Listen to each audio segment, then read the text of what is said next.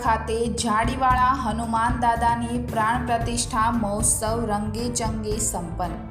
દિયોદર તાલુકાના બોડા ખાતે જાડીવાળા હનુમાન દાદાનો એક દિવસીય પ્રાણ પ્રતિષ્ઠા મહોત્સવ ઉજવવામાં આવ્યો હતો, જેના અંતર્ગત ગામમાં ભવ્ય શોભાયાત્રા નીકાળવામાં આવી હતી, જેના કારણે સમગ્ર ગામ ભક્તિમય માહોલમાં જોવા મળ્યું હતું।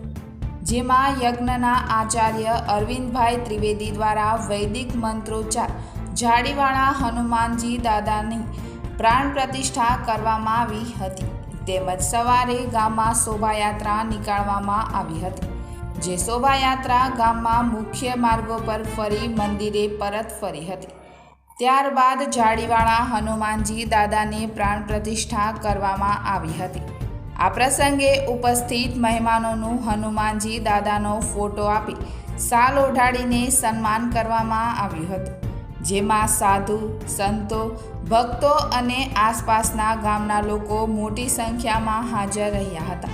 સમસ્ત બોડા ગ્રામજનો દ્વારા ભવ્ય આયોજન કરવામાં આવ્યું હતું। બ્યુરો રિપોર્ટ નટુજી ઠાકોર, દિયોદર સમાચાર, બનાસકાંઠા।